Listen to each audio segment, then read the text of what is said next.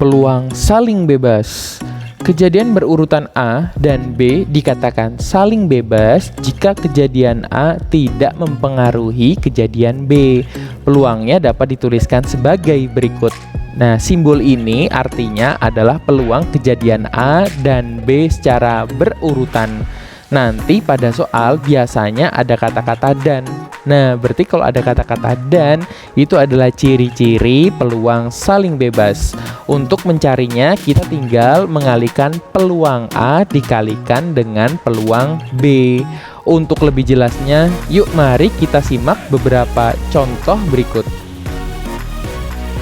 Dua dadu setimbang dilempar secara bersamaan. Peluang munculnya mata dadu pertama 2 dan mata dadu kedua 4 adalah...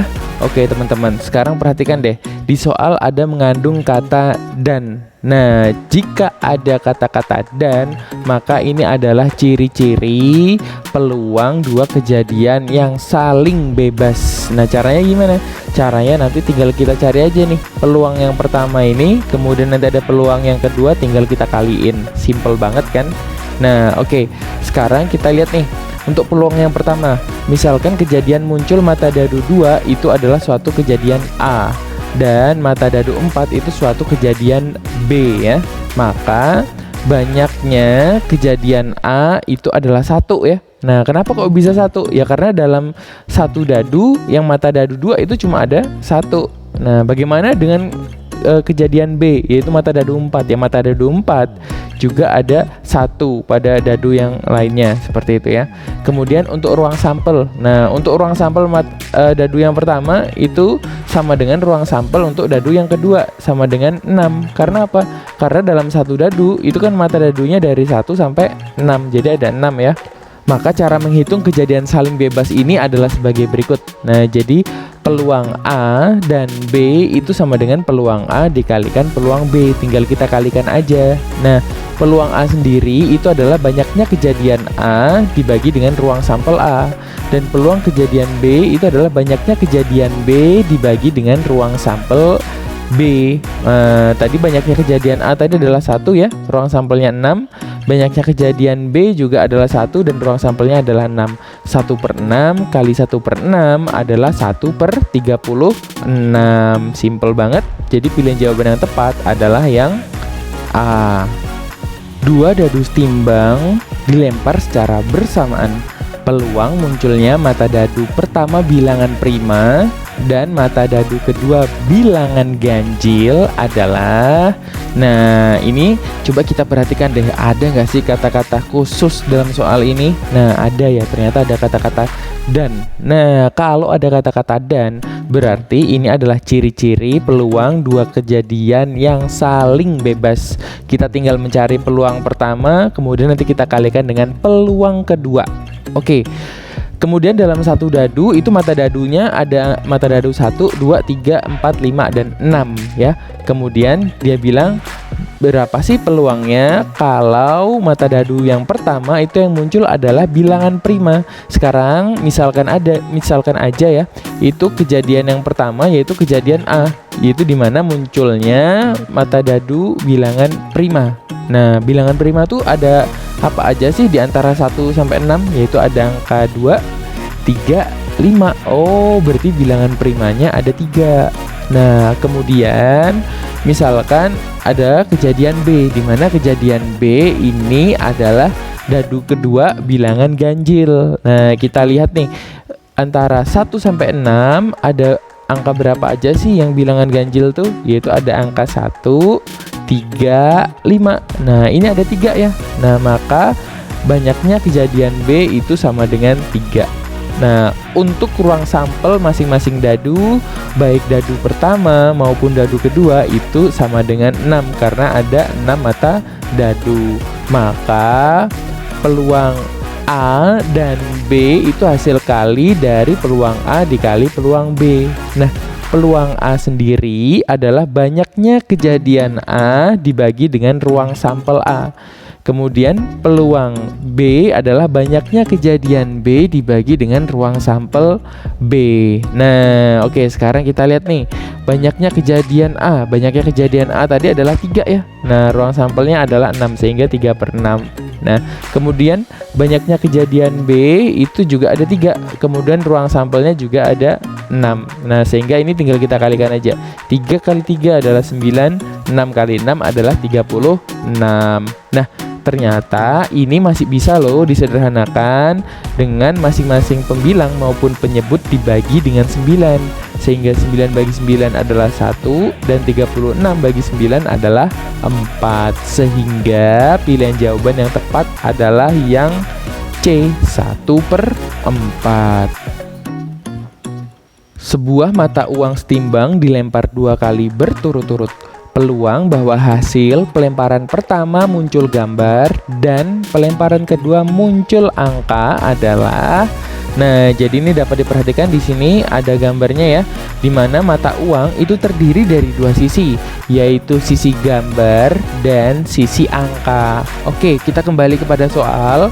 Pada soal ada kata-kata dan. Nah, kalau ada kata-kata dan, ini berarti adalah ciri-ciri soal peluang dua kejadian yang saling bebas. Berarti kita tinggal mencari peluang pertama nanti dikalikan dengan peluang yang kedua. Nah, di sini ada sebuah mata uang yang dilempar 2 kali. Oke, yang pertama deh, misalkan. Nah, dia bilang apa ini? Pelemparan pertama muncul gambar. Nah, kita perhatikan dalam satu koin, nah ada 2 sisi ya. Nah, sisi gambarnya itu ada berapa sih? Nah, cuma ada 1 ya. Jadinya cuma ada 1. Maka kalau misalkan kejadian munculnya gambar itu sebagai A, maka dapat kita tuliskan N kejadian A. Jadi banyaknya kejadian A itu sama dengan 1 karena jumlah gambar pada uang ya cuma ada 1 ya. Nah, kemudian setelah itu uangnya dilempar lagi nih. Nah, pada pelemparan kedua itu muncul angka. Nah, pada angka itu juga cuma ada 1 sisi pada 1 koin. Nah, sehingga misalkan kalau munculnya angka itu sebagai suatu kejadian B, maka dapat dituliskan nih NKB itu sama dengan 1 karena jumlah angka pada uang ya juga cuma 1 seperti itu ya. Nah, kemudian ini kan ada 2 kejadian nih. Nah, ada kejadian A, ada kejadian B. Nah, masing-masing memiliki ruang sampel. Nah, untuk ruang sampel kejadian A dapat dituliskan sebagai NSA. Kemudian ruang sampel untuk kejadian B dapat dituliskan sebagai NSB, di mana banyaknya ruang sampel baik NSA maupun NSB itu adalah 2. Nah, karena apa? Karena dalam satu koin itu ada 2 sisi. Nah, maka setelah kita menganalisis ini, kita dapat menjawab pertanyaannya. Maka peluang kejadian A dan B itu adalah hasil kali dari peluang kejadian A dikalikan peluang kejadian B, di mana peluang kejadian A itu adalah banyaknya kejadian A dibagi dengan ruang sampelnya, yaitu 1/2. Nah, kemudian peluang kejadian B adalah banyaknya kejadian B dibagi dengan ruang sampelnya, yaitu juga 1/2. Kita tinggal masukin angka-angkanya aja. Sehingga kita kalikan nih, 1/2 dikali 1/2 berarti 1 kali 1 adalah 1, 2 kali 2 adalah 4. Udah deh dapat jawabannya. Kira-kira yang mana jawabannya? Nah, jawabannya adalah yang C.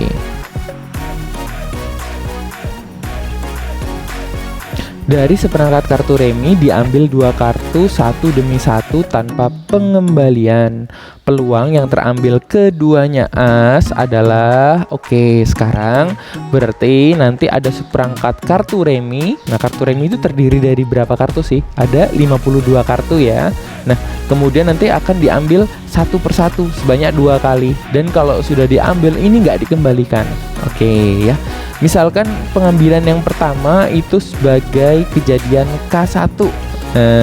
Yang diambil apa? Yang pertama adalah kartu as. Nah, jadi banyaknya kejadian pertama itu ada 4. Karena apa? Karena dalam satu kartu bridge itu ada 4 kartu as. Oke ya. Nah, kemudian udah deh. Nah, sudah diambil 1. Kemudian akan diambil lagi. Nah, ingat kartu tadi nggak dikembalikan nih. Nah, kartu asnya udah diambil satu. Nah, misalkan pada pengambilan kedua itu sebagai kejadian kedua, maka banyaknya kejadian 2 dapat dituliskan NK2 itu sama dengan 3. Loh, kok bisa 3? Karena dari 4 kartu tadi kan sudah diambil satu. Nah, maka tersisa 3 kartu as. Nah, kemudian untuk ruang sampel. Untuk ruang sampel yang pertama yaitu ketika pengambilan pertama. Itu kartu reminya masih lengkap tuh. Nah, ada 52. Nah, kemudian untuk ruang sampel yang kedua yaitu untuk pengambilan yang kedua, karena tadi sudah diambil satu kartu ya, maka dari 52 ini tinggal 51. Maka nanti dapat kita cari nih peluang kejadian pertama dan kedua, yaitu hasil kali dari peluang kejadian pertama dikalikan peluang kejadian kedua. Nah, peluang kejadian pertama yaitu banyaknya kejadian pertama dibagi dengan ruang sampel. Peluang kejadian yang kedua adalah banyaknya kejadian kedua dibagi dengan ruang sampel. Ya udah, tinggal kita substitusiin aja angka-angka yang sudah kita peroleh. Sehingga 4/52 dikali 3/51. 4 kali 3 adalah 12, 52 kali 51 adalah 2652. Sehingga jawabannya adalah yang D, 12/2652. Dalam kotak 1 terdapat 4 balon merah dan 3 balon putih. Sedangkan pada kotak 2 terdapat 7 balon merah dan 2 balon hitam. Dari masing-masing kotak diambil 1 balon secara acak. Hitunglah peluang terambil. Nah, jadi ini ada 2 permasalahan. Yang pertama adalah balon merah dari kotak 1 dan balon merah dari kotak 2. Oke, kita selesaikan dulu untuk yang pertama ya. Untuk yang pertama di sini ada kata-kata dan. Wah, ini sudah ciri-ciri nih kalau peluang 2 kejadian yang saling bebas. Kalau ada kata-kata dan, tinggal kita kalikan aja nanti peluang pertama dikalikan dengan peluang kedua. Nah, misalkan aja nanti di sini perhatikan deh, ini sebagai kejadian yang pertama ya, yaitu balon merah dari kotak 1, dan ini sebagai kejadian yang kedua yaitu balon merah dari kotak yang kedua. Nah, oke. Jadi kita cari tahu dulu nih berapa banyaknya kejadian yang pertama. Nah, jadi balon merah di kotak 1. Balon merah kalau di kotak 1 ini ada berapa? Ada 4. Maka dapat kita tuliskan NK1-nya sama dengan 4. Nah, kemudian balon merah dari kotak yang kedua. Nah, balon merah dari kotak yang kedua nih ada berapa nih? Ada 7. Maka dapat kita tuliskan NK2 sama dengan 7. Nah, kemudian untuk ruang sampelnya. Nah, untuk kejadian yang pertama itu dari kotak 1 nih. Nah, berarti ada berapa sih ruang sampel dari kotak 1? Nah, ini ada 4 merah, 3 putih. Oh, sehingga ruang sampelnya adalah total dari semuanya ini, yaitu 7. Nah, maka dapat kita tuliskan NS1 sama dengan 7.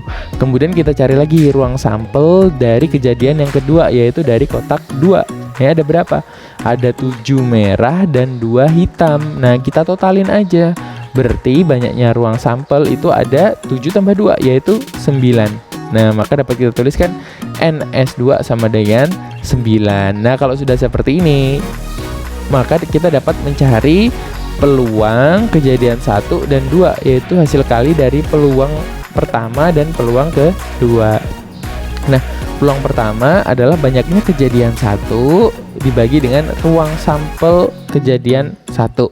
Nah, untuk peluang kejadian 2 yaitu banyaknya kejadian 2 dibagi dengan ruang sampel kejadian 2. Nah, kita kan sudah dapat nih informasi-informasinya.